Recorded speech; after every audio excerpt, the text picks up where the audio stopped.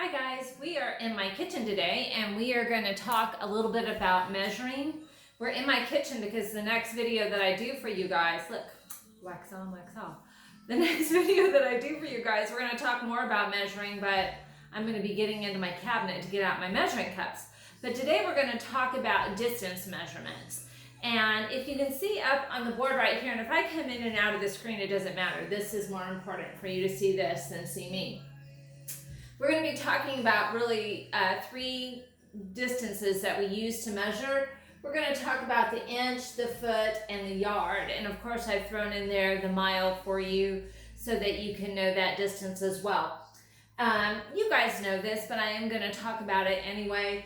We have 12 inches in a foot, all right? And this is a 1 foot ruler. We have 3 feet in a yard, and this is my yardstick. Sometimes we talk about meters, especially when you're on the Olympic scene and you're talking about running the meter. The meter is just a little bit bigger than the yardstick. A yardstick is, if this is 12 inches and there are 3 feet in a yard, who's doing their math? 3 times 12, 36 inches, very good. So in a meter, there's just an additional 3 inches. It's an additional 3 inches and a little bit of change in there, a little bit more. So where a yardstick is 36, you'll add an extra 3 inches and that'll give you the meter. That's just for free. That's a little bonus, little trivia for you. But what I want you to remember, and of course you know this already, that there are 12 inches in a foot, there are 3 feet in a yard. Now, what you may not have at the front of your brain always is the distance for a mile. Now, all of my runners in here, I'm sure you have this distance memorized.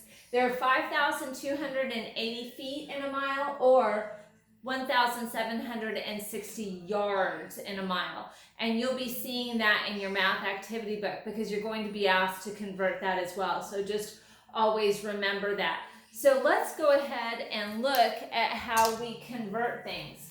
I have right up here a little conversion chart. We have 1 foot equals 12 inches.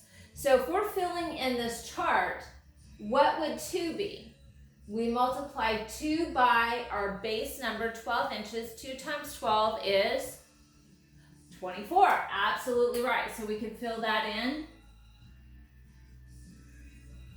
So if we have 36 inches and we want to convert that, notice as we convert smaller units to larger units, we divide. So we're not going to divide 36 by 1 because we know 1 foot is 12 inches, 2 feet is 24. If we divide 36 by 3, if we say 36 divided by 3, we would get 12, which is our base unit. So we know that how many feet are in 36 inches? Our yardstick, absolutely 3. So notice really we're just doing the 12 multiplication family. So if you know the 12 multiplication family, you can do this no problem. So 4 feet times 12 inches, 4 times 12 equals 48. Absolutely right. 5 feet times 12 inches, 5 times 12 equals 60. Absolutely. And then, of course, our last one that we're going to do, 6 feet times 12 inches. We don't have any 6-footers in our classroom, but that's okay. We're going to do it anyway. 6 times 12 is 72. Absolutely.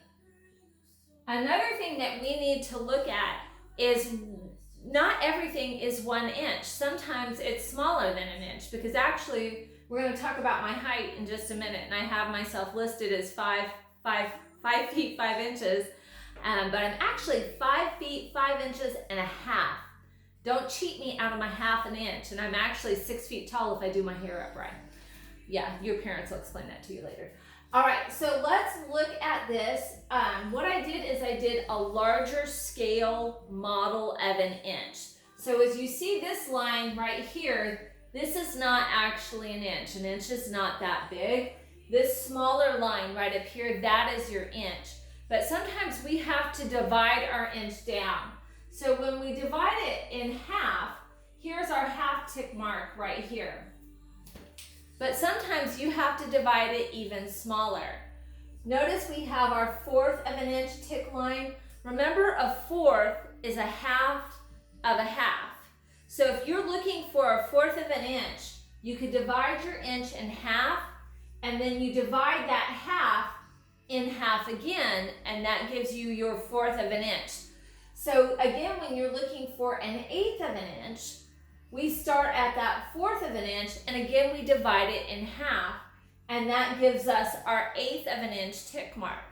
What I also want you to notice, as the denominator gets larger, your actual measurement is smaller.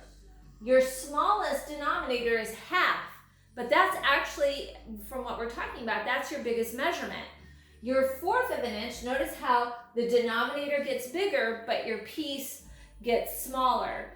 And we always kind of take this back to food. You know, I love to talk about that. So if you have a 1/2 of an inch of chocolate, would you rather have a 1/2 an inch?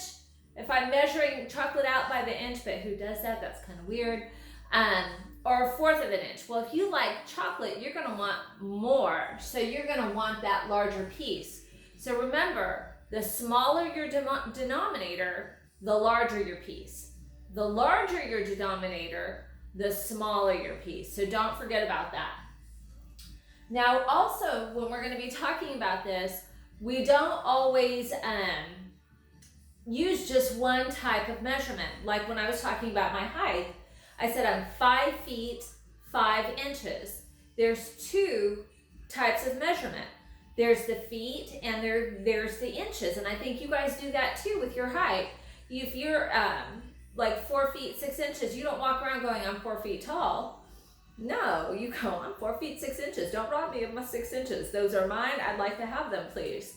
So sometimes we combine different measurements for different things, but we have to learn to convert them back and forth. So let's look at what I have right up here. When we're renaming things, if you have a larger unit of, or if you're renaming larger units as smaller units, you multiply.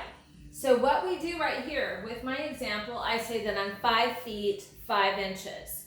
So if I want to rename my feet and just give you inches, just give you one unit of measurement, we know that how many inches are there in a foot? You need to know that to be able to convert. That's right, there are 12 inches in a foot. So we take our 12, we multiply it by 5. 5 times 12 is 60. So I have 60 inches, but then I have to add in these extra inches off to the side. So I have 60 inches plus my 5 inches, which means I am 65 inches. Now, what if I just told you, y'all, I am 65 inches tall, and I want you to tell me exactly how many feet and how many inches I am. Well, how do you figure that out? Well, if you're going to be converting from inches to feet, which is smaller units as larger units, you're going to divide. And again, we need to know how many inches are in a foot. We need to know how to convert that. So those are basic measurements we have to have memorized, excuse me. So we take our 65 inches, and I'm dividing it by 12. Because there are 12 inches in a foot, and I'm taking this from inches to feet. So in my head, I'm telling myself, all right, I'm gonna count by 12, 24, 36, 48, 60. I can count by 12s 5 times without going over. So I come up here, put that at the top. My dividend divisor, my quotient, 5 times 12 is 60. 65 minus 60 gives me a remainder of 5, which brings you back up to my original height. I am 5 feet, and I have my 5 inches left over. So you're going to be doing have some fun. Go measure some weird stuff. I mean, you're at home. Go measure something weird, something that you would never be able to measure in the classroom. If you have your dog, measure your dog if they'll be still. My dogs won't be still for that. If you want to go measure your favorite chair, go measure your favorite chair. Or if you want to go measure the steps, if you have stairs in your house, measure your steps. But have some fun. Just, go around with your ruler and go, Mom, be still. I'm going to measure your thumb or something like that. But you're going to be asked to measure some things in your math book, and then you're going to be asked to use the example on the other side. So today I assigned you inside your math book and inside your activity book. But notice that I only gave you the even problems in your math activity book. But always remember, you guys really know how to do this. You just need to remember your basics. 12 inches to a foot, 3 feet to a yard, and then get this one into your memory banks. 5,280 feet in a mile or 1,760 feet in a mile, because you're going to be asked to remember all of those. So have some fun measuring and converting, and I'll see you guys later. If I can find the off switch.